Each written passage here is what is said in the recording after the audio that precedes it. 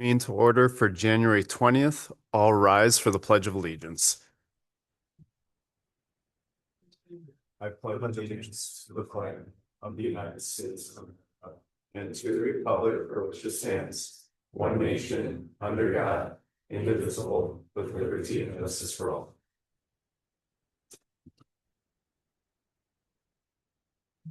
Item number 2 of our agenda tonight. If there's anybody outside, please feel free to come in. Item number 2 for our agenda is public comment.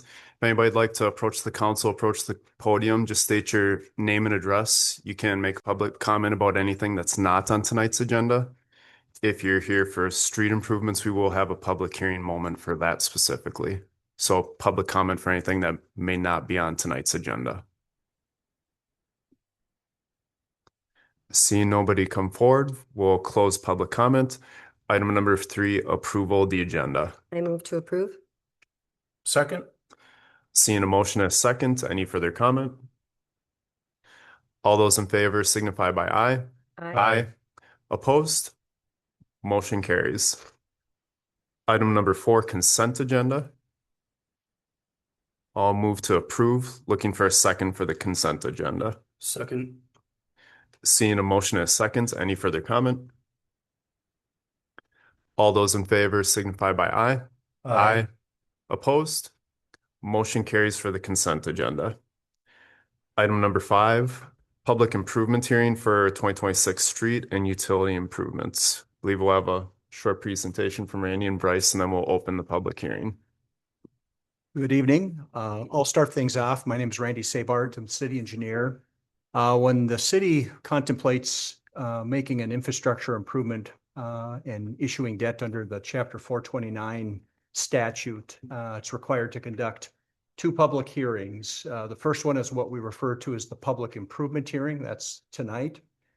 This is an opportunity for the city to present the nature of the improvement, give you a preliminary indication of what the potential cost might be, and then allow you an opportunity to ask questions or to engage with the council. So at this stage, we're at a very at the front end of the project. And so the city hasn't ordered in the improvement. They haven't ordered in a design. They haven't commissioned any construction contractor at this stage. So we're working with preliminary engineering estimates. So with that, Bryce will work through a series of slides to describe the nature of the improvement that the city is proposing. All right. Thank you, Randy. My name is Bryce Johnson. I work for SEH. Thank you, council and public, for attending tonight.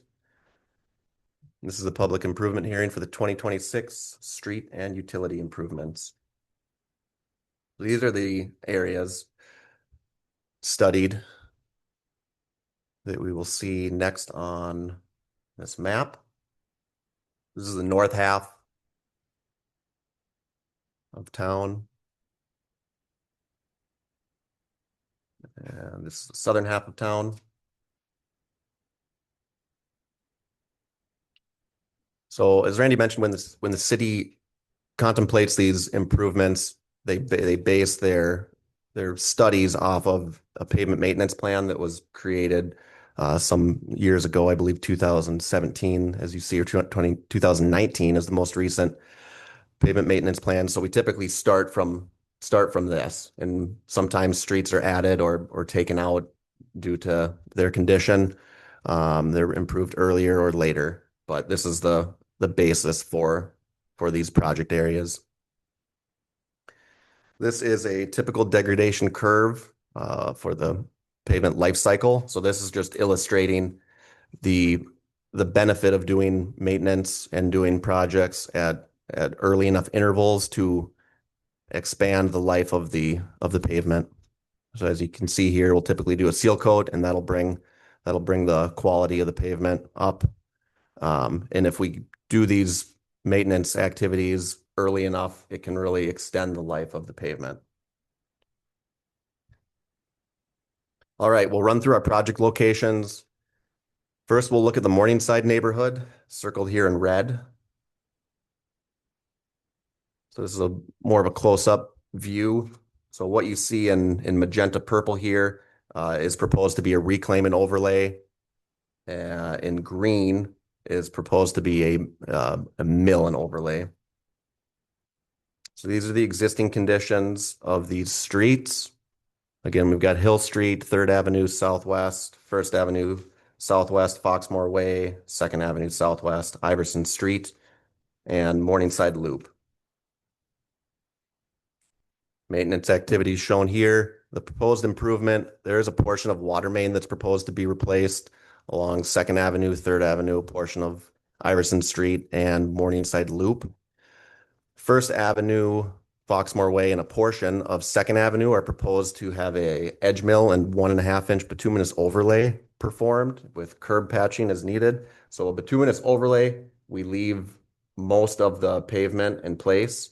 Where curb and gutter exists, we'll grind away some of the pavement and mill an edge so to give ourselves 1.5 inches to pave against, so that the new pavement will sit flush to the curb.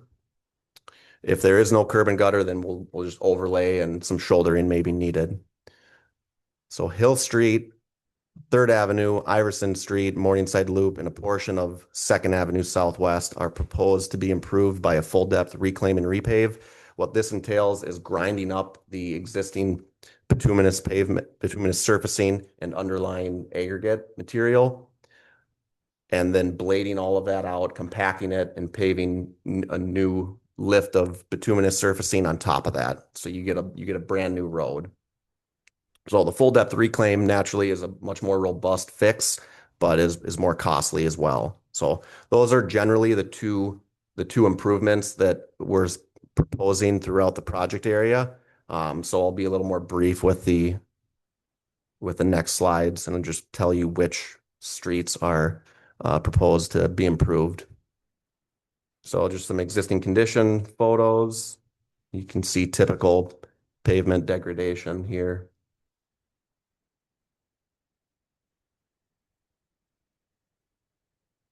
All right, moving on to the Northland Heights neighborhood. So the green would be our project area. Existing and proposed conditions. The entire Northland Heights neighborhood, we are proposing a 1.5-inch bituminous edge mill and overlay. Another photo. We would be proposing a few spot repairs of damaged sidewalk as well. All right, moving on to the industrial park here, south and east of County Road 133. So we've got 15th Avenue Northeast, Elm Street, and 19th Avenue Northeast. North would be to the right here in this image. This area, we are proposing a full depth reclaim and repave. So again, grinding all of that pavement and underlying aggregate base up, and paving brand new bituminous surfacing. Curb patching is needed, as well as ADA improvements as needed. So here's some of the damaged curb that we'd be replacing, and you can see the pavement condition as well. All right, moving on to Baker Street. Baker Street's part of the Cloverdale Estates second edition. The project area along Baker Street itself is from 7th Avenue Southeast to just short of 12th Avenue Southeast. So we're also proposing connecting the existing bituminous trail here at the end of this red line to the intersection, and then having a new 6-foot concrete sidewalk on the southern side of Baker Street from 7th Avenue all the way up to 12th Avenue Southeast. So here again, we have existing and proposed, or existing conditions and proposed improvements. Baker Street pavement, we would be proposing a full depth reclaim and repave. And then our bituminous trail west of 7th Avenue, concrete sidewalk east of 7th Avenue. Here we have a photo of Baker Street. All right, moving on to Jade Road. Improvement area shown in green here. Jade Road was constructed about 18 years ago. The pavement's in good shape, so we would be proposing a edge mill and 1.5-inch bituminous overlay for Jade Road. All right, Dale Street is next in the Liberty Point subdivision. So 16th Avenue Southeast up to the end of Dale Street. We are proposing a reclaim and repave here. Again, curb patching and ADA improvements as needed. All right, Kleinfelter Park parking lot. So you see the existing parking lot here on the north side of the park.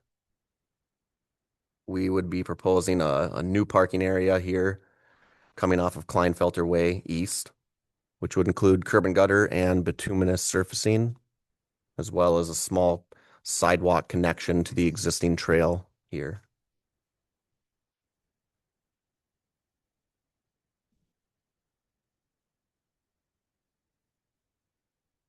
All right, then we have Callaway Street from College Avenue to 4th Avenue.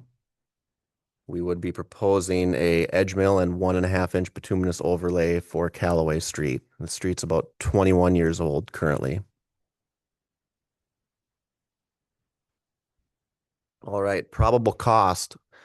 Probable costs are listed here. So we have construction at roughly 4.85 million, and then contingency, feasibility report, design and construction engineering, soil borings, legal, fiscal, administrative costs for a grand total of roughly $6.5 million. Again, we have the probable cost broken down by project area. So we've got the entire Morningside neighborhood, including the water main improvements, Northland Heights, Business Park, Baker Street, Jade Road, Dale Street, Kleinfelter parking lot, and Callaway Street. Again, for that total of roughly 6.5 million. All right, on to project funding. So again, we have these same project areas, and then we'll have our surface level assessment at 60%, which is part of the city's assessment policy. The city's assessment policy will assess up to 60% of the cost for the improvement. So then in the next column, you'll see the city subsidy and then the total cost for each one of those areas. So you'll see that we separate the Morningside neighborhood, the water main work will not be assessed.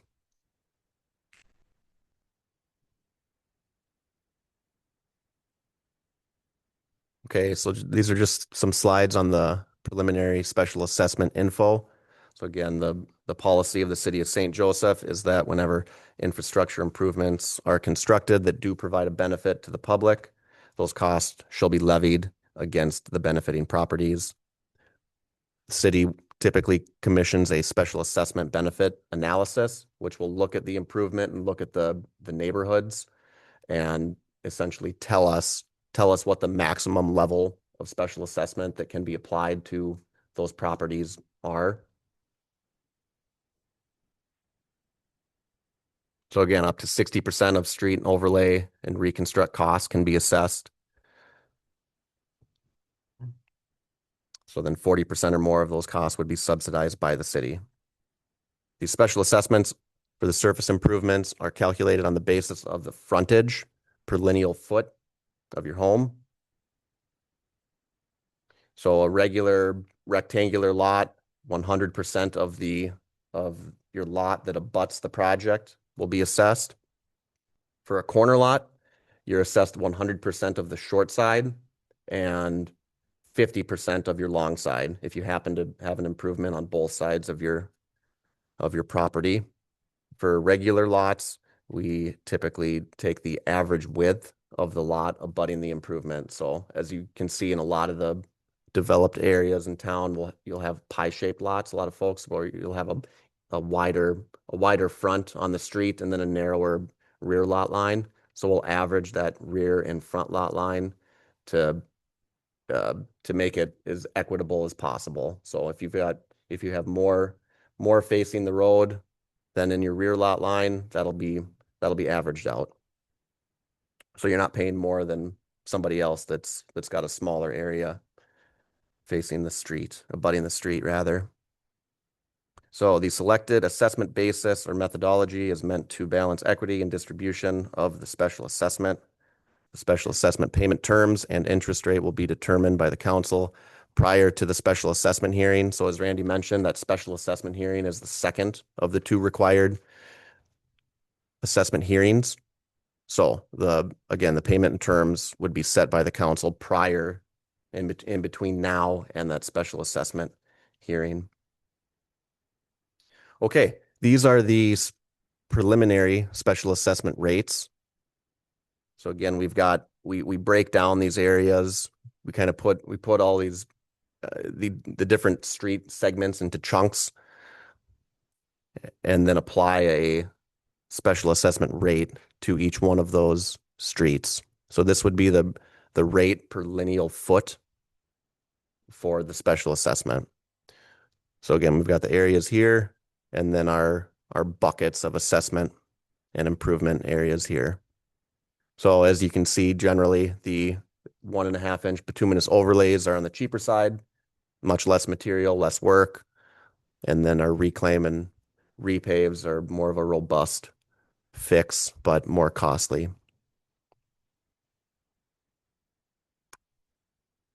This is a preliminary calculation. So if we take that 32-foot wide street overlay from the previous slide, 2786 times an 80-foot lot, your special assessment would be $2,228.80. Say that you have a corner lot and the long side of your lot has a 36-foot wide street overlay improvement done. That rate would be applied to half of that long side footage for this price. And if that home had an improvement on both sides, we would add these 2 numbers up to get an assessment, a total assessment listed here.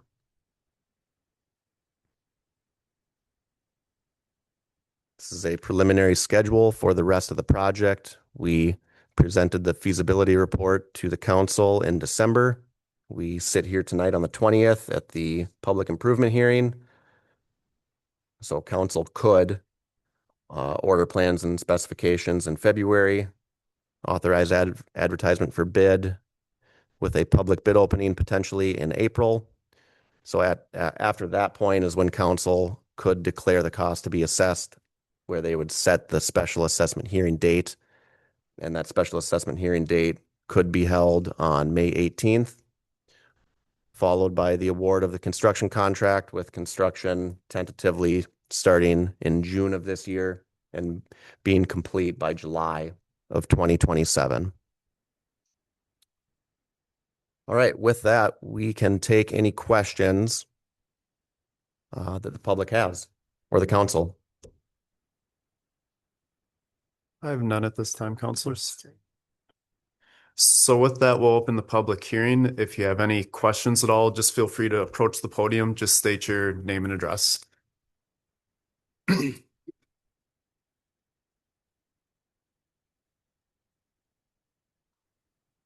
Should be on, yeah. Hi, Isabella Margol, 604 Hill Street. Sorry, I came in a little late, so I think I missed the first half. Thinking back to, we had this like 1.5 years ago, project didn't go through on our street.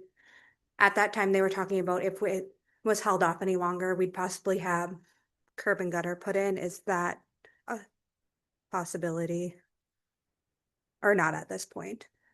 Well, I guess it's an item that the council could consider. So the Okay. nature of the feasibility report and the costs that have been presented tonight would be to replace what is there today. So it does not No, include curb currently. and gutter unless you're in a neighborhood like Foxmore or Morningside that has curb and gutter, but Hill Street does not include new curb and gutter. Okay, sounds good. And then I guess looking at the costs, then you had on there like, way back, you had, I think it was Morningside project. Did that then include that Hill Street section with that 700? Yeah, we're saying the whole Morningside neighborhood Okay. here at the top. Yep. Okay, That's good. That's all I was wondering. All Thank right. you. Thank you. Thank you. Hello, my name is Nick Belonigan. I live at 821 Morningside Loop. And I just have some questions concerning the 60-40 split. So I'm going to give some background first. I understand that state is allowed to apply special assessments to property that have a special benefit from the work being done. According to state law and case law, the special assessment amount charged to a property owner may not exceed the special benefit to the property. I understand the city does a 60-40 split with 60% covered by the property owner. Case law in Minnesota routinely found that special benefit has nothing to do with the cost of the project, but is instead tied to the increase in market value of the property due to the project. The League of Minnesota Cities states, quote, "A formula that does not consider an analysis of increase in market value may be invalid." A recent case study published by the U of M highlighted the disconnect between the cost of projects and the increase in market value. The case study focused on a local city in Minnesota, so in our state and with our state laws. The study found that the average special assessment considering market value increase due to the project was around 18 to 20% of the total project cost, meaning that that's what they could assess of the total project. The League of Minnesota Cities recommends that cities pay for, quote, "a substantial portion of the cost of all improvements out of the general fund." So my concern is basically without the city paying for a substantial portion and instead of putting the majority on the property owner, that it could be in violation of the state law. So my question is how will the city ensure that special assessment amounts being applied to the property owners do not exceed the special benefit under Minnesota law? And will you consider the market value increase in your assessment process? Thank you. Randy, Bryce, do you want to end it? Yes. Otherwise- Yes, we do. So as mentioned here, the city does commission a special assessment benefit report. So what that essentially does is cap the assessments. And it gives us a ceiling. Is it based off of the market value increase or is So, it yeah. based off of the cost of the project? Nope. So this is a special appraiser that conducts this study.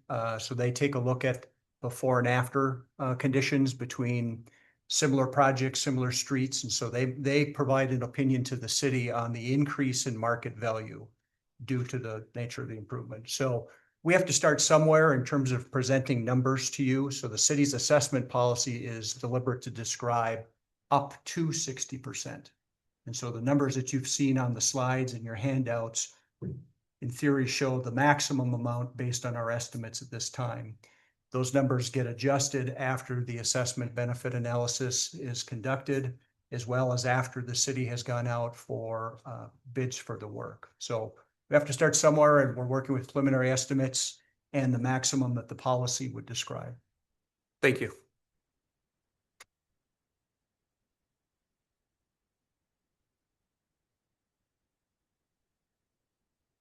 Hi, Beth Downs, Iris Lane.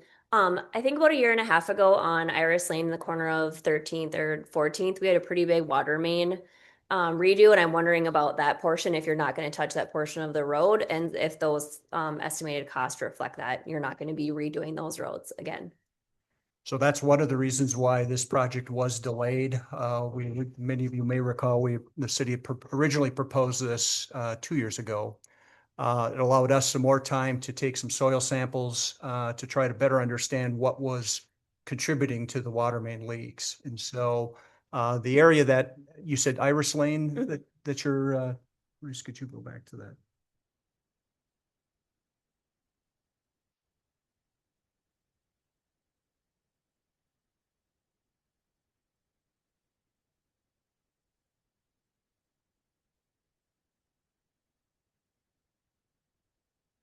If I was to generally describe the areas that we are anticipating the water main replacement to occur. No, that's not the, Oh, that's not Iris, it.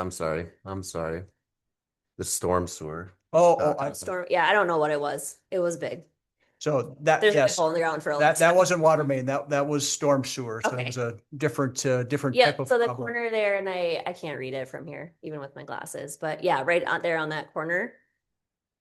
So is that gonna have overlay as well? Yes, we're proposing to overlay those same areas from a uniformity perspective.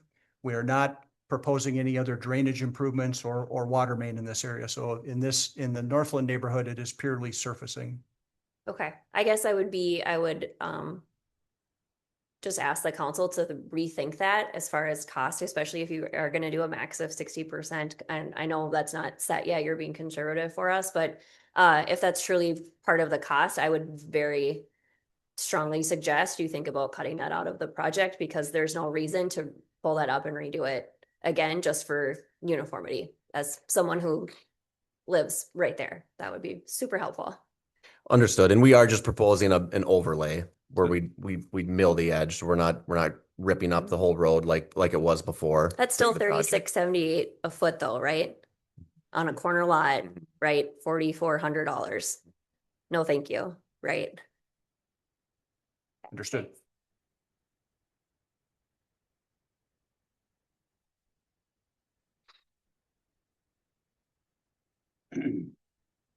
Mike Honoska, 817 Third Avenue Southwest.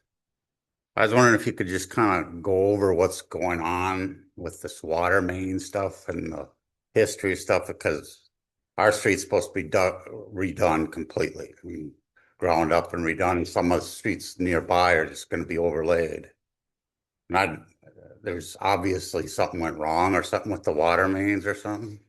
The issue is the soil types. And so what you noticed on the map, or when you noticed some of the neighboring streets between Foxmore and Morningside and Hill Street, there are areas, particularly in Hill Street, where there's a soil type that is reacting with the metallic water mains, the ductile iron water mains. Initially, we were anticipating this might have been related to the high pressure gas main that comes through the neighborhood.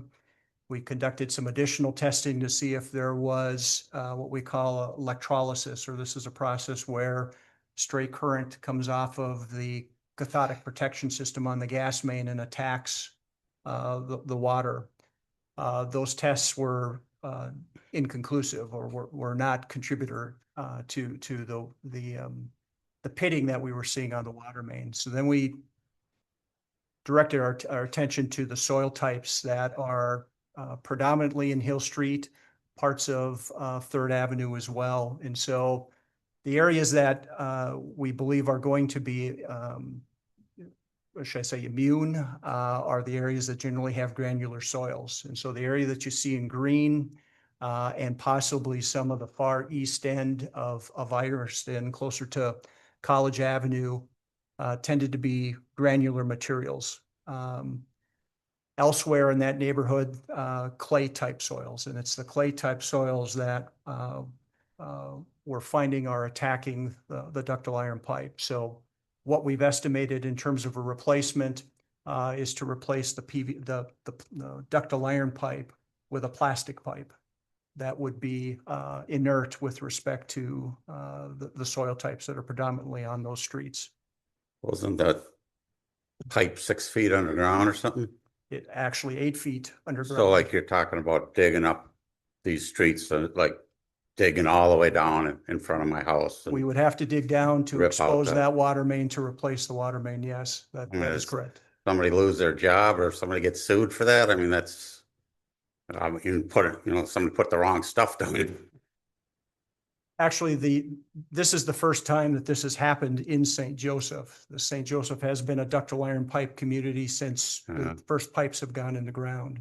So All right, so it's just the luck of the draw that we gotta get ours torn up. well, And the other option, you gotta pay more, I guess. So that's just the way it. the other alternative is to try to wait it out. The fact that No, there's if it's been- broken, it should be fixed, I think, but and that's been the perspective, is that after 3 water main breaks, well, excuse me, I paid for it 20 years ago to get some water pipe in there. Now I'm paying for it again, basically. again, this isn't, that portion of the project is not being specially Oh. assessed. All right. That's what I wanted to know, I guess.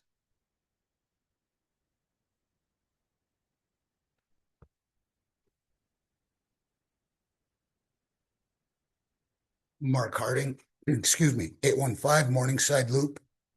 what portion of Morningside Loop is going to get the utility work done on it? Do you know? Obviously, you know, but You don't have a separate No. colored exhibit. Well, it's black, it's black and blue, so it is a little tough to see from here, but essentially from here, that's Hill Street. Morningside We're- Loop is below it. He's pointing up Yeah. here. yep, Okay. north is up here, so Hill Street, and this is First, Foxmore, and Second. So we would propose to connect right here and go up Hill Street and then go up Second for a portion of the street. So then come up Hill Street around, all the way down Hill Street, down Third Avenue, down Iverson to this point here, and then Morningside Loop roughly halfway around to this point.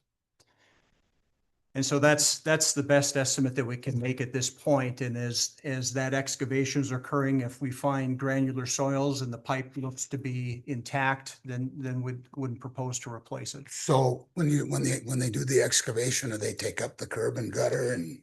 On one side, In areas, in areas where in order to trench or access, if we have to take up the curb and gutter, those areas would have to be replaced. Otherwise, it would not.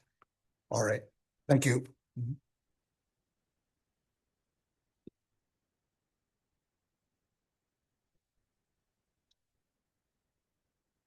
Hi, Brian Johnson, 605 Hill Street West. So my question is more on the design.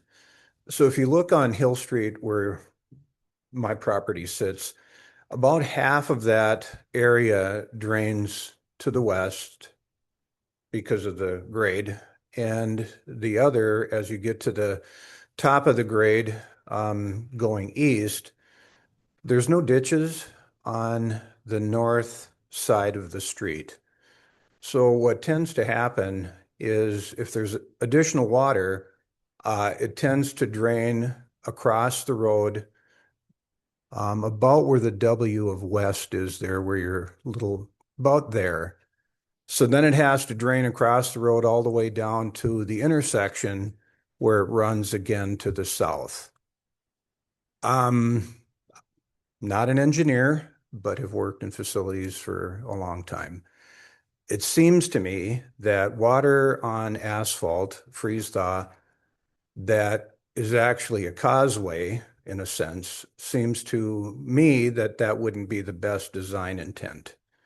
So my question is, when you go to redesign the road or, pull up and pave, is there a plan for, either some sort of crest in that bituminous, so you've got a grade there where the water can't, because without a ditch, I'm not exactly sure how you're going to daylight that water. So whether it be a curb and guttered section road or what we call a rural section road, what doesn't have curb and gutter, there would typically be a crown or a pitch. Right.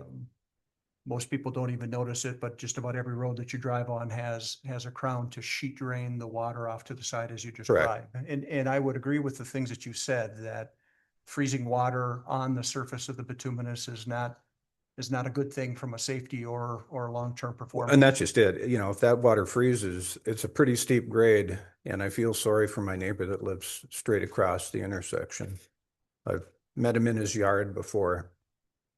So yes, it would be nice if that could be crowned well enough that that water would, run along the edge or as opposed to straight across. So there are some standards, if you would, in terms of how steep of a crown can be introduced. One of the reasons we don't go really steep is because of the type of improvement we're talking about now. When we come back to overlay a street in 15 or 20 years and put another layer on top, sometimes that can get exacerbated. So we try to find a happy middle, if you would, and for the geeky part, the 2% is the slope on a typical crown, but enough to get the water off to the edge.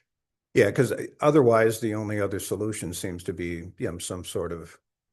Formal drainage system, curb and gutter, and Right. it's our understanding that was not elected back. Right, but again, if you just had a culvert under the driveway, event, and it's really one, and again, I'm not trying to point out who should, who that should be. However, once you get over that crest and you go past one or two properties there, the ditch becomes deeper and then the water would naturally drain. So, So I think we'd certainly be interested in a sidebar conversation with you or your neighbors if there is something that, without turning it into a curb and gutter drainage improvement, that can be done as part of the project. It's something we Sure. would like to talk to and we can review with the council. yeah, okay, thank you.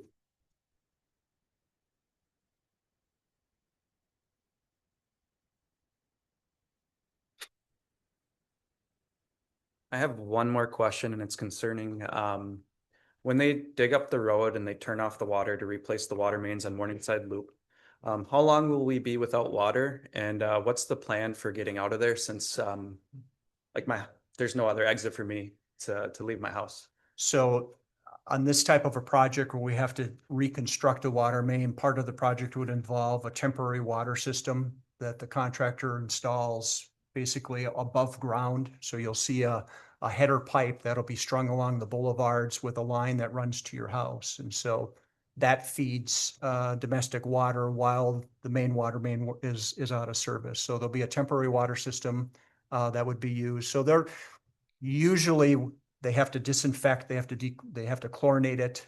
So there is some downtime when those transitions occur, but we're usually talking hours versus days or weeks.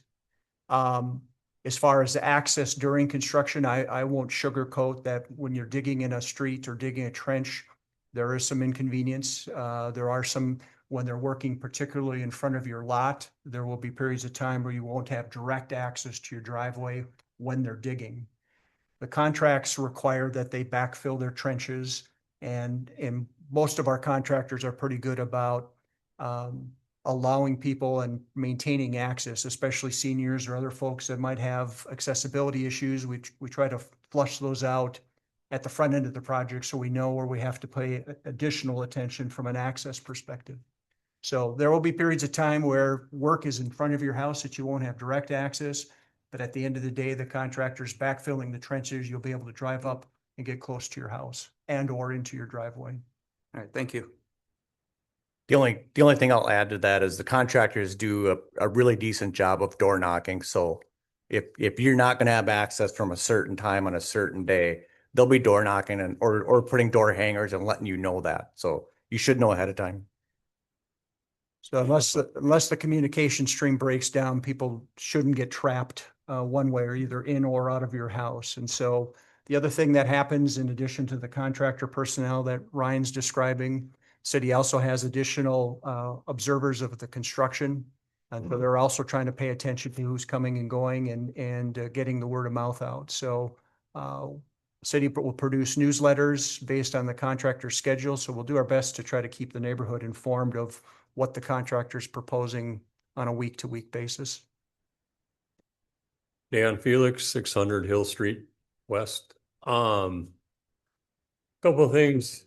I live right across from Brian, and not only does the water come across the road, it's coming out of the road. It leaches right through I don't know if you realize what your mess you're going to get into, because this hill is notorious for, you can ask the guys that did the pipeline. It was a mess. But my other thing I'm wondering about is when we were assessed into the city, I'm right on the crest of that hill. It's supposedly the highest spot in St. Joe. We were put in high pressure water pumps in our basements because in the wintertime, when they lower the water in the water tower, we're about the same height. Mm-hmm. Well, those pumps went out and the city won't do anything about it. Well, are you going to put a booster pump or anything to get up that hill that have the pressure we're supposed to have? So there isn't any plans to change or add a boost, at least a municipal booster station, any different than the conditions that you have today. So the water main profile. Why did we need them then and we don't now they just decided we don't need them? At least I wasn't party to the decision of not needing them, so I'm not sure who would have made the decision that they weren't needed. But well, at one time they were talking about doing, when there was going to be 800 homes down that way or whatever, there was eventually going to be a transfer pump. That these pumps were, well, that never happened. So So that I am aware of that. So there's other property south of your development, also high in elevation that from a pressure standpoint would need a booster station. So at a municipal grade booster station. So it was something when that subdivision was proposed that the city was looking at implementing if there was going to be a broader need for boosted pressures. But as you mentioned, that subdivision hasn't moved forward and so the city council hasn't Yeah. considered it's a been booster big project. mess. Okay, I didn't realize we were getting water, because I was gonna say that top part of Hill Street is fine. It doesn't need anything, but I don't know. So we are not being assessed for the water line? Is that? That's correct, as proposed tonight. Okay. All right, thank you. I should note, unlike sewers where we can send a camera down and inspect the inside of a sewer, we can't do that with the water main. The understanding where we've had water main breaks and where the soil types are our best clues of where we think the water main is going to be impacted or compromised by the soil types that I was describing. So as that's exposed, what we don't want to necessarily do is do a patchwork quilt. We don't want to dig down 5 feet here and then another 15 feet away. So we want to have a uniform product in terms of the pipe. And the only way we're able to do that is to excavate and expose it. Jim Job, 708 East Baker Street. Baker's where you're proposing a sidewalk, correct? On one side, that's Okay, correct. it's on my side. Are we, the homeowners, paying for that sidewalk? No, so the sidewalk is not an item that's specially assessed. So that the column that was to the right that Bryce showed that said city subsidy, sidewalk improvements are included on the city subsidy side. Thank you.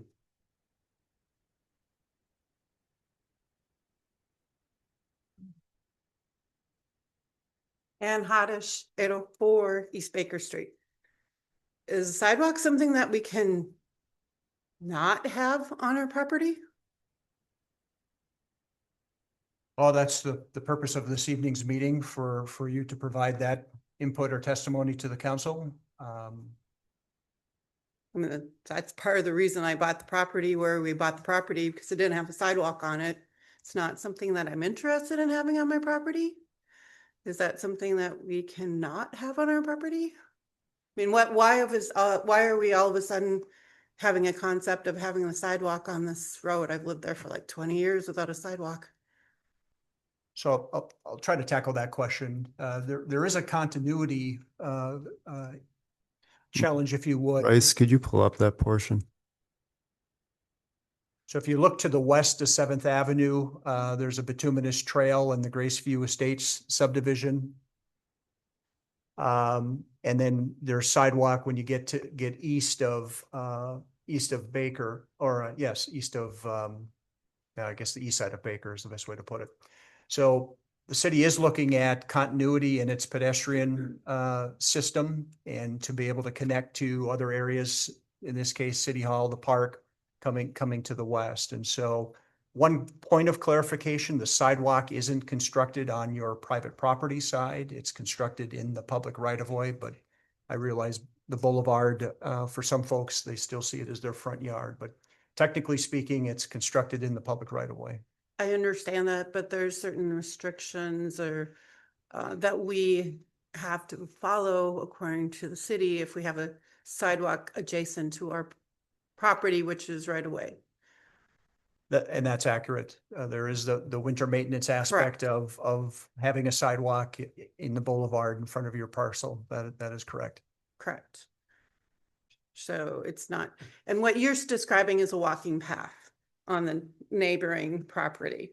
That's not a sidewalk as exactly per se. It's a walking path that's on that property. So the line in red that you see here, that's an 8-foot paved trail, pedestrian Yeah. trail. What's proposed in green is a 6-foot wide walk. So we do differentiate between a multi-use trail and a sidewalk. I understand. Typically, when we're building concrete walks, 6 feet is the city standard. Okay, but I guess my question to the council is this a proposed or is this a done deal? And it's not something I'm necessarily open to really wanting on adjacent to my property. Pretty much everything that's being discussed tonight is proposals. Okay, So it's not something that's set in stone, like your voice still matters. okay. If we were, not that this is coming to a vote tonight, like tonight is just a public hearing, we want to hear everyone's input. But I guess if we were to not have a sidewalk anywhere along this portion of Baker, we'd want to hear from more of the residents that it's on their properties as well. Okay, I would assume just if maybe they're saying in the audience or they haven't stepped forward, but all the people we haven't heard from, I would just assume they're indifferent if they're not voicing pro or against. okay. And then And how do we voice pro to the council? Just by doing what you're doing right now, you're the first person that's approached us that stated that you would not like to have this. Okay, So that's appreciated. And may I ask, you're on the south side of Baker? I am. And could you tell me what lot? Looking at- 804. Which I can't read. It would two doors, next one, in between, next one, right there. Just from where I sit, I'm not in the neighborhood, I'm about a half a mile south of that. I think personally, from a council perspective, sidewalks are a good thing. I know it's a burden on a homeowner, but now they have a sidewalk and they have to maintain it in the wintertime. But from where I'm sitting, it's a logical connection from the Graceview Estates Trail all the way over to 12th Avenue, where 12th Avenue does have sidewalks. So it's making that big connection. And to the mayor's point, we'd have to hear from more property owners along Baker about their desire not to have one. I understand. The screens shots that are they on the website? They're hard to read on this little document. Will they be on the website? They will be, yeah. Thank you. Thank you, Ann. Another question I had was, in this, who's being assessed for the park stuff? There Is isn't that a- rolled into our cost or? No. Kleinfelter is not. As the city project? subsidy column where the city's paying for that improvement. So none of the parking lot costs are being specially assessed, similar to the sidewalk we were just talking about. Okay. And the other thing is, I have a really wide driveway because I have 2 garages side by, and when they first got into the city, they wanted to narrow that down. And I said that wouldn't work because when I was in township, it was that wide. Is it going to stay the same as it is? Yes, we're not proposing to narrow or widen. Just whatever it is, it is. Okay. We're looking to match what is there today, correct? All right. This one has like the totals and stuff on it. Jim Jop again, 2 houses down from Ann. I am against the sidewalk also. I don't see it benefiting me, other than people walking and throwing more trash in my yard. The other thing is, Brian, you know where I live. I kind of have a unique driveway. It's got exposed aggregate ribbons down it. It's got diamonds in it. If that sidewalk comes through, are you gonna put my sidewalk or my driveway to match what's left? I guess I need to almost see a better picture of what your conditions look like. What's your house number, sir? 708 East Baker Street. And then is there gonna be a green space between the sidewalk and the curb? We would anticipate a boulevard, yes. It wouldn't be right against the back of the curb, at least at this stage. Now, we haven't, like I said, designed anything. We haven't collected any survey to understand whether the grades would be better if it was behind the curb and gutter, for example. So as we're proposing it today, there would be a grass boulevard. And then the sidewalk would typically be 1 foot off of the property line into the right of way. That would be a typical layout for a sidewalk. But again, once we collect the survey and get into design, that may tell us something different. One other thing, the lot one west of me is a corner lot for that guy. There's a huge pine tree right there that goes all the way to the curb. Is that gonna have to come down? So I guess I'd answer the question generally, if the tree or the root system interferes with the width of the sidewalk and it's in the right of way, we would typically have to cull the tree. In those instances, we would replace the tree for the property owner in another location. So we would build in a nursery stock tree. So we don't try to go and cut the trees down if they can either be avoided or protected. But we also know sometimes you get a very large one, or where the root system's going to be compromised. We're delaying the inevitable. Right now, the branches almost go all the way to the curb, so Then it would tell me that that root system is probably out along the curb line if it's that large of a tree. There, one other, I guess, comment, and I don't know since we haven't designed it yet, but there are some instances where we can shift the alignment of the curb or of the sidewalk to avoid a tree. But again, if it's as mature as you're describing and the root system is out to the curb, there's a better chance that we're going to end up damaging that root system.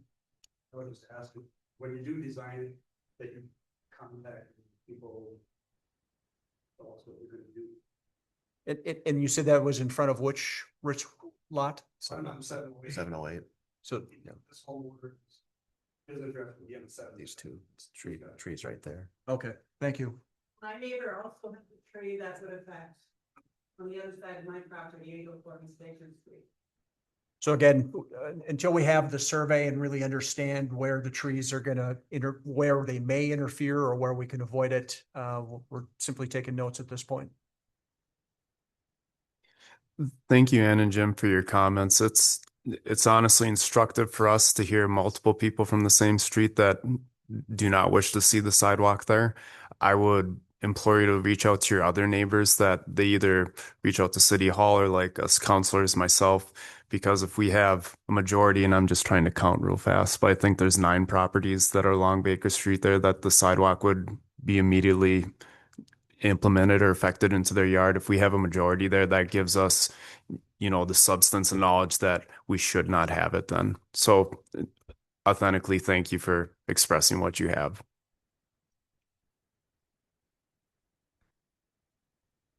Oh, the far 3 or East 3, yeah. 3 to the east. Okay. Well, I would still stand by my remarks that it'd be useful to see more comments from the other homeowners, the single family homeowners. So thank you. Any other comments for the public hearing? We are still open. If not, we would look to close it and go ahead, sir. Okay, we'll do our best.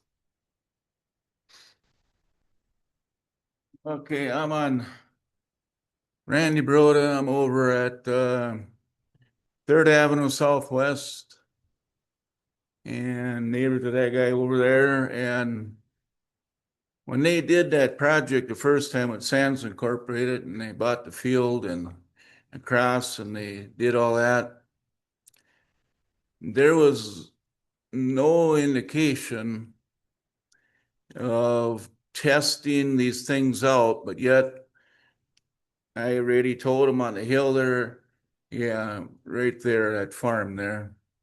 And I told them, yep, at the time when that land across the road from me was sold, you got to bring that road down because you got a hill and I'm on the hill. So they did all that.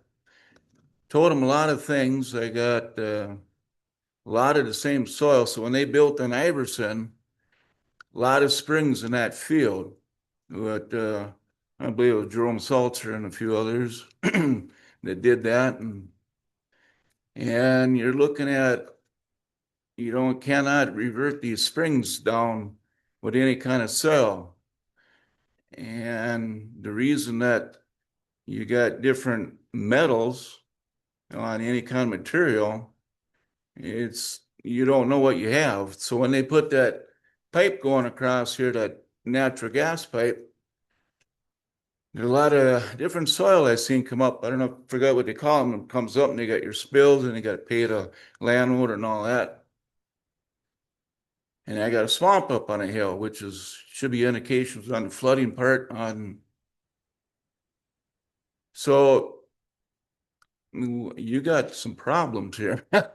You know, you can dig this down, you go down 9 feet, 10 feet. My dad always was in construction up at the mines and that, and it's not new to me. We had 4 backhoes and did a lot of work, so it's new lingo coming on here or whatever with your bituminous soil and all that and the way they do this. And Harry Scott in Sauk Rapids there, and he did different roads and different testing where there's still 2 left in Sauk Rapids had for 40, 50 years, you know. It's the material that's made out of, and this water that's acidy with drain offs from chemicals. And now we got some more costs going. And I mean, what's the damage there in front of my house? You know, the land goes all the way through and you got 20 acres. That's a big cost for me. But yet, when they first did this here on Iverson, they put that in there. It only took like the first year, you got this going on with the road on top. It was the bumpiest road in Stearns County that was brand new. Where's the warranty? Or you get like contractors out there and you bring them and you bid them and you do whatever. And I know what Sands is, well, a lot of people, and all at once, there's no warranty on it. Comes back to the homeowners. And the city, we pay taxes for in the pot that goes for things. Some is emergencies, some are divided up different pots. I guess my question is, this isn't that old. Nowadays, something should last a lot longer, you know, and it's not lasting longer. Where was the testing for the piping at the beginning then to test the soil that's in it? They had years to do that. You know, I'm no chemist, but I'm saying it straight out. Where's something ain't right? Yeah, things got to get done. Progress got to go. Common sense, but to redo an area like that for me and this other road and the whole works there, that's too close. I put that on my taxes the first time. And now I just got paid off. Now it's coming again. I can't afford these things with everything going up. And where's the right testing to make sure it's done properly this time? You know, I don't know what to say. I'll try to field what I heard were 2 of your questions. From a warranty perspective, any of the infrastructure projects that the city contracts, industry standard is a 1-year warranty. We typically will build in 2. So there's a 2-year warranty period or correction period, we call it, with just about every construction project that the city initiates. The type of testing that I referred to in terms of trying to understand the acidic or the corrosion properties, to my knowledge, it's the first time that test has been done in St. Joseph. Typically, soil borings are collected Is by that the trucks with the boring into the road with and the that? auger, yes. Yep, I talked to them guys. And so I think there were 2 tests, if I recall correctly, from what I saw from Foxmore. So there were 2 augers done to determine the soil type and the basis for the street design. But the corrosion property testing that I'm referring to now that the city just did last year, that's never been done to my knowledge in St. Joseph before. No. The first time. No, I don't think so, because I knew the other 2 engineers before you. But when I told them that just to the north of me, within that year, they had coming out with their stethoscopes, or they call it leakage in the road there all the time. So I think what you're referring to, so one of the first tests when the first water main break occurred in 2013, the city did what was called an acoustic test. Yes, they were out there and I was talking to them guys too. Yes, and so what that test did was to try to determine the amount of wall thickness in the water main and whether or not there was any change in the wall thickness between 2004 and 2013.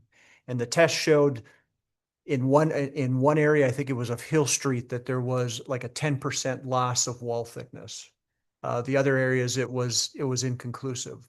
And so we went from 2013 to just now the last 2 years having 2 or 3 years actually, the additional water main breaks. So back in 2013, we didn't conclude that we had a widespread problem. Again, we thought it was connected to the gas main, since it was in the vicinity of where the gas main crosses Hill Street. So I mean, it was a process of elimination that we eliminated the gas main and then looked elsewhere where the soil types were showing this because corrosion. everything that's underneath, I got a lot of pictures of that Iverson there and I took, and me and Sue, we found them all, and I don't have a close enough one or a diagnosis of anything like that type, but I mean, it's water, it's that whole thing is, well, I got a lot of clay up that whole hill, the whole area is clay. And that clay is just like one big sponge, and you got these water on the property that I got, and even across when yeah, to the east there, that was every house there almost got a water problems in them new homes. Well, I call them new yet, but and it's additional costs all the time, but foundations, and I see neighbors from different states there, and I mean, I've been there for a long time, and I knew Leonard Waltz and the whole thing there. I mean, but it just doesn't make quite sense. I mean, now you got to go all the way down, of course, to get to the sewer. Water. Or just the water. Just the Well, water. that's close, the same, ain't it? Nope. What's that? Sanitary sewer is much deeper. The water main is that 7.5 to 8 foot. Okay, that one, okay. And now, I don't know. In terms of There's the no soil guarantee types, or no guarantee, and even from the first time it was done, and now we got to do it again, because on top the road looks like not too bad, you know. I mean, I understand the snow plows and stuff, how they, you know, different things, but I don't know. Something, I got to do more research. I just don't understand. if you were to look, Do the whole thing, but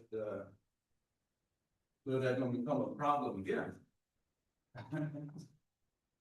But I do have a lot of pictures and stuff that, you know, of the soil and what you did and how you did it, but I'm done. Thank you. Hi, my name is Lacey Solheid. I live at 1016 13th Avenue Northeast.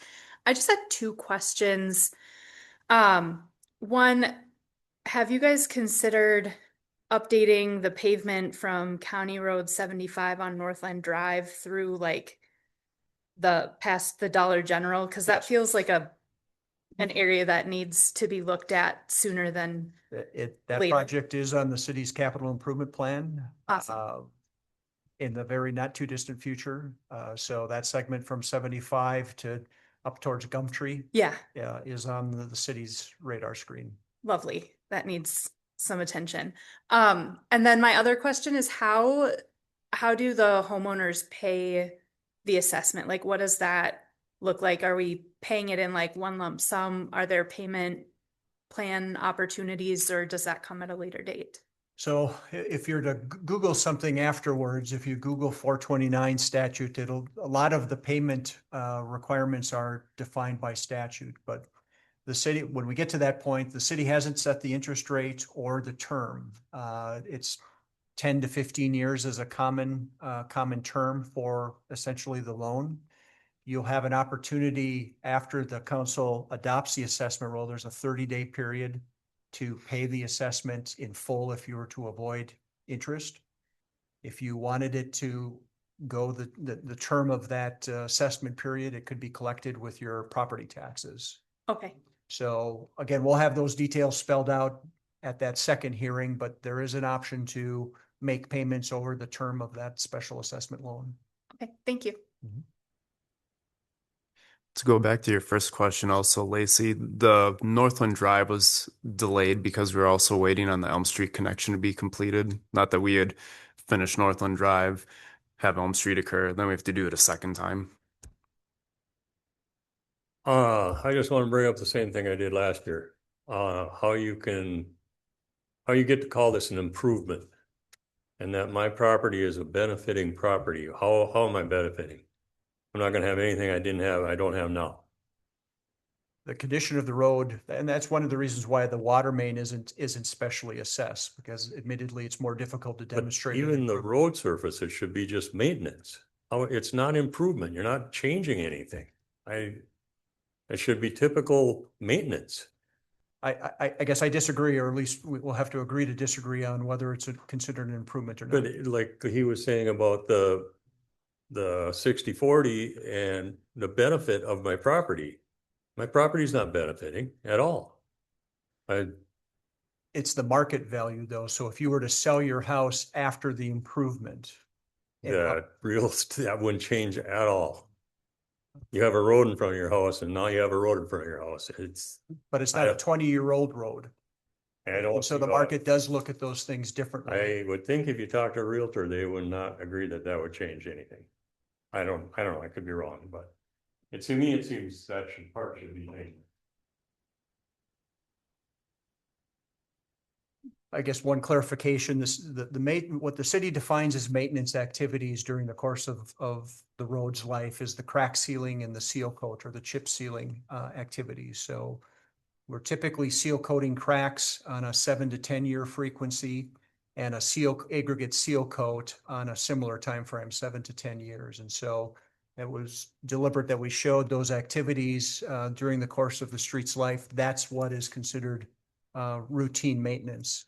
Understood that you couldn't, those two steps got skipped on. There's one right to. Nope. No, on the top or the Hill Street? No, not to my knowledge. No, they weren't skipped.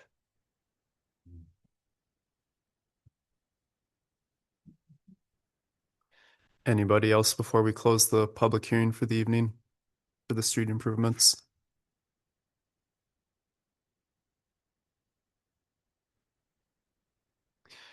If not, with that, we will officially close the public hearing.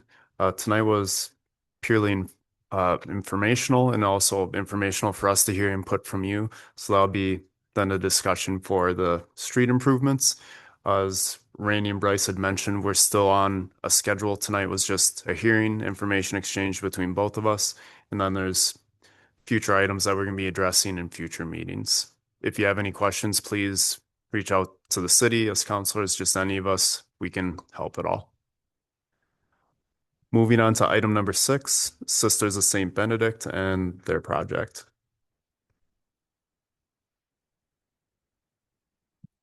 David, are you carrying? All right. Thank you, Mayor. Nope, that is Nate. Yep, this is me.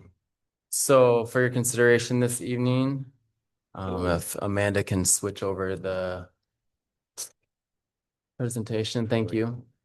So the Sisters of St. Ben's have submitted 3 different land use applications for their upcoming new monastery project.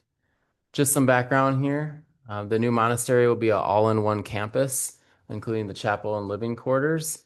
The reason why 3 separate land use actions are coming forward is because the proposed monastery would be built over existing lot lines. So really what this project is just a consolidation of multiple lots into one contiguous lot. Just an overview here, all those outlots right over here on the left-hand side here are all part of that consolidation. This in blue shows that. Ignore this middle blue line right here, but essentially this will all be one lot, 253 acres. The monastery is right here. So as you can see, that puts it right in between 2 or 3 lots there. Future land use amendment, this is just changing what our comprehensive plan guides the property for. Again, just getting all those outlots into one lot and then getting one singular future land use guidance. The rezoning is the current zoning on the properties. You'll see here that there's the outlots identified. So outlot D, outlot E, outlot F, and outlot H have a different designation that would change for their zoning classification. Again, this is just to get all of this lot into one singular zoned district. Preliminary plat depicted here. Only staff comments that we had was at the time of a final plat that the proper easements are dedicated along the rear sides and fronts of the property. The applicants have updated those plans and shown those. That was included in your packet. Planning Commission conducted a public hearing last Monday, and we did not receive any written comments, or we did not have anyone speak. And Planning Commission recommended 5-0 approval on all 3 land use actions. So for your consideration this evening are 3 separate resolutions. Those resolutions are all contingent on final plat approval. That final plat will likely come forward to you as a council within the next couple months here, which would be the final action, final formal action for this project. So I'll pause there and I'll yield for questions. I have none at this time, councilors. Questions? With that, I'll make a motion to approve resolution 2026-005, approving the finding of fact for the future land use amendments, 6A. Seconded. Seeing a motion and a second, any further comment? All those in favor signify by aye. Aye. Oppose? Motion carries. I'll also make a motion for approval of resolution 2026-006, approving the finding of fact for rezoning 6B. Seeing a motion and a second, any further comment? All those in favor signify by aye. Aye. Opposed? Motion carries. I'll make a final motion for approval of resolution 2025-007.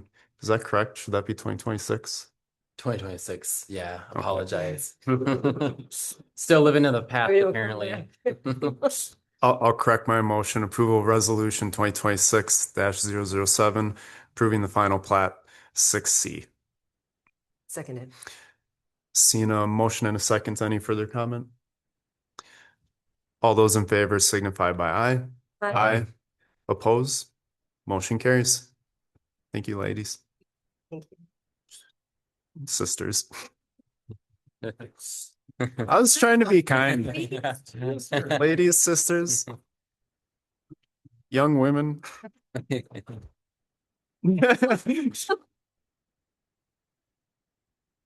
Moving on.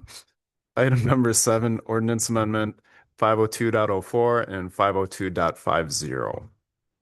Yes, thank you. This one is mine as well. So just some background into the ordinance amendments that are proposed this evening. This discussion actually began back when staff received an initial inquiry from a business that was interested in locating in the community and into the downtown area.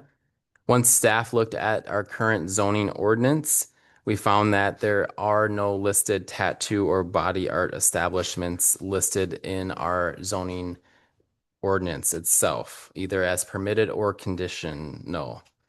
So the closest use that we possibly had was beauty salon. However, beauty salon was not defined within the zoning definitions, and we felt that that is not directly similar.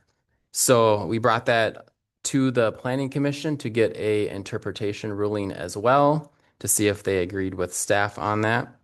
And at the October Planning Commission, staff had recommended to the commission that we, 1, clearly define what a beauty salon is, because that was a missing definition within the code. And then 2, we clearly define what a tattoo and a body art establishment is and what that means. And then 3, we get direction and specify which zoning district the use would be allowed in.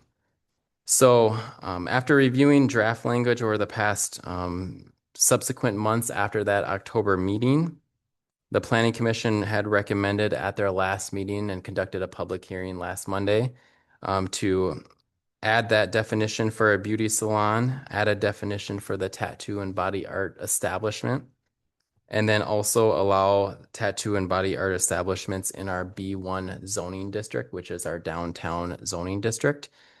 Uses that are permitted in our downtown are subsequently allowed in our B2 or our Highway 75 commercial district as well. So they took action on those and then recommended approval on what's presented in your packet this evening. Ordinance Amendment 502.04 is the zoning or the definitions that add those use definitions, and then 502.50 is the ordinance for the downtown district. I will note that the city does have, when it comes to tattoo and body art establishments, there's a two-prong regulatory process. The first that we're tackling this evening is the zoning. Where is it allowed? How is it defined? And then the second prong of that is the licensing of the tattoo places themselves. And we do have a ordinance that is ordinance 608 that does spell out like more of the license procedures and regulatory processes in terms of when they get their actual license. That looks for the health and safety and sanitary kind of items. So based on direction tonight on how the council wishes to proceed forward, at a future date meeting, I would imagine that we would also look at updating that ordinance 608. It hasn't been updated since 2013, I believe. So with that, I'll yield for any questions. For health and safety reasons, is that regulated at a state or a county level? That's not under like our city purview? So there are items within our general regulations section in terms of the license. I'm not sure who does the inspections. I'm not 100% on that. For some of the items we do consult, like when we have like a massage therapy place, we do consult with the county who does the inspections, and what they look for is the state requirements on those. So that's part of, if this proceeds forward, looking at the license component and what's in our current ordinance for that, and then how and what things we would need to update since it hasn't been updated since 2013. Thank you for that, because that Yeah. was one thing that I had sent to the council, that I wanted them to know that that was a concern of mine. So I appreciate you breaking that out for me and letting me know. I think too that the zoning, it's only to the downtown area, you said? Correct. So, Okay. well, once a use is allowed, yep. So once a use is allowed in the downtown, then it's subsequently allowed in the highway district, but not vice versa. So if a use is allowed in the highway district, it doesn't mean that it wouldn't be necessarily allowed in our downtown unless it's listed as such. Okay. Yep. I mean, because that would just be the only thing. So as long as that, under the 3 that I had sent that you had saw is just around licensed daycare, schools, things like that. And so as long as it's staying within those 2, then I'm okay with that. And knowing that we are going to address the second part of that, then that. Yeah, So yeah. thank you. We had chatted a little bit about if we were going to bring both at the same time, but I think the plan of action was to get the direction on the zoning first. And then once we know that, then we would tackle the license component of it and get that updated. Well, you've already got mine, so I sent it to you. So Yeah. thank you. All right. So my comments are, does 608 have language in it about tattoo and body art? So it does. Okay, It's we a don't have to little- go into it. Okay. It is in there. Yes. But what we don't have is the zoning part that says tattoos are okay in B1. So there's a reference in there in terms of zoning, and it's kind of unique in that because usually you don't always reference that. But the zoning is, I'll call it irrelevant because it references things that our zoning ordinance as it's written now fails to, again, list the tattoo and body art establishments, where it's allowed, where it's permitted. So there's some irrelevant language in there that would be part of us cleaning that up if this Sure. goes forward this evening. So I went to the planning commission meeting. I was the one person that got up for the public comment about tattoo parlors downtown. Because my initial was You know, I'm not into tattoos, but I know a lot of people are. Nothing against body art, but tattoo downtown, I'm okay with it. And then I went into the Minnesota Department of Health website. You have to get very licensed up to do tattooing. Yeah, You're not allowed by law to tattoo someone under the age of 18 and all this other stuff. Yep. So it's very controlled that we will follow that.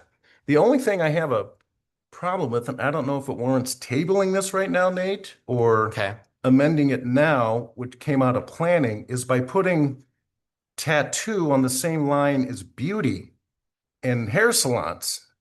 I'd rather see it drop down instead of it being under F, drop it down to JJ, where we've added on things like pet shops and photograph sales and record and video, and put it down there after itself. Yeah, have it stand by itself as opposed to having the ordinance that says it's kind of on par with a beauty salon, which it isn't. Yeah, It doesn't mean a beauty salon may not rent space to a tattoo body art person, but I just think it should be more freestanding. Okay, yeah, no, that makes sense. I can understand the confusion that could ensue, especially if you're looking at this and they're grouped on the same line or whatnot. So yeah, that's a pretty minor change. So the council could, if you wish to take action on the ordinance, you could motion for that with that change. Yeah. I would like to make a motion on the ordinance amendment resolution 2026-001 to include council member Kevin Klusner's comments about relocating where tattoo body art is located within our ordinance. That's my motion. Second. Okay. Seeing a motion and a second for the amendment resolution, any further comment? All those in favor signify by aye. Aye. Oppose? Motion carries. Is there any other comment before we seek a motion on the summary publication? Mooney, nothing? I'll make a motion then formally for summary publication, resolution 2026-010, the published changes to the code. Second. Seeing a motion is second, any further comment? All those in favor signify by aye. Aye. Opposed? Motion carries. Thank you, Nate. You're welcome. Item number 8, LELS 2026 contract. Thank you, Mr. Mayor, council members. This one shouldn't take too much time. We have been in negotiations with LELS for a couple months. Got stalled for really no fault of anybody's, but we are here ready now with an agreement. So the really two major items of the changes from the previous contract. One is the 3.5% cost of living over 2025, which is the same as what the non-union employees receive and is what we received from our market study that we had done. And then the other item is the addition of one personal holiday for officers after 10 years of continuous employment, which is more into the longevity portion for retention for long-term employees. So with that, otherwise the rest are all items that have been before the council before, and we've gotten some some info on, and we are ready to sign this and have it go retroactive to January 1st. Any questions? Yeah, I have just a couple. We're coming off of a 3-year, or are we coming off of a 1-year? We're coming off of a 3-year. This is a 1-year contract. Got it. Yep. And then the personal holiday for 10 years of continuous employment, is that even employment that's considered like part-time? No, As long that as is it's full-time continuous, employment. It's got to be full-time? Correct. Okay. Why didn't they want to go to a 3-year? Why did we go to a 1? Well, I don't want to get too far into the weeds into the negotiation of it, but it came down to differing opinions of what the potential cost of living increases were going to be in 27 and 28. What the trending of the CPI is and where we're in staying even with some of our neighbors. We had a bit of a disagreement on where that was headed. So. Thank you. My only question is, this would be retroactive, and you already stated that, so I have no questions. With that, we're seeking a motion. So moved. Second. Seeing a motion as second, any further comment? All those in favor signify by aye. Aye. Opposed? Motion carries. Thank you, David. Department reports. Anything for us? I just have one quick one. I know it's a little bit out here yet, but and I feel kind of guilty for saying this here again, but since I just came off of vacation a little while ago, but I do have the opportunity to train again. So I will be gone for approximately 7 work days, first and second week of April. So I will be taking a little bit of time away. Thank you, Dan. And where is it this time? I will get to train in Finland, in Helsinki, Oslo, and the Netherlands. So I get to Did get. they ever train in St. Cloud? So hopefully I'll get.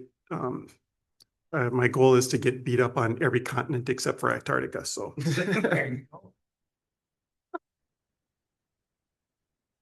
Moving on to mayor and council reports. I have nothing at this time. Councilors. I'm just a plug for Joetown, even though I'm not part of that, I just think that they're doing an amazing job. They had another meeting and they are gathering more businesses into their arena for that. And so I'm just very proud of what Mary is doing and hope to continue to see more flourishing in that area for our Joetown. The Joetown tourism Yes. thing, yeah. Yes.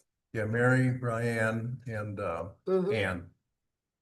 So Mary presented at the EDA meeting today, Yes. and they are doing great work. I'm excited. Yeah. So So I thanks just for wanted to bringing, plug. thanks for bringing that up. Yeah. And I'll just put a plug in for the Arbor Task Force, AKA ATF. We meet on a regular basis. Look at Ryan over there. Shaking his head. Every 2 weeks, we get together and we talk about the Emerald Ash Borer. Talk Right, Ryan? It was So- in our newsletter, which was amazing. It's too. gonna be I in the did read that. newsletter, Yeah. every edition of the newsletter is gonna have the ATF in it. Yeah, I know. We have 2 very motivated residents. We presented to the park board and we're gonna put together a group. After having a main meeting of residents, we're gonna handpick like a dozen people that are gonna go out and help us identify trees that are, ash trees that are in distress, need to be taken down, need to be treated, that kind of thing. So a lot of cool things coming out of that. Cool. I'm glad the Thank you. ATF is going well. We're not coming to take your guns. You're not, but other people. With that, we're looking for a motion to adjourn. So moved. Second. All those in favor signify by aye. Aye. Opposed? We are adjourned.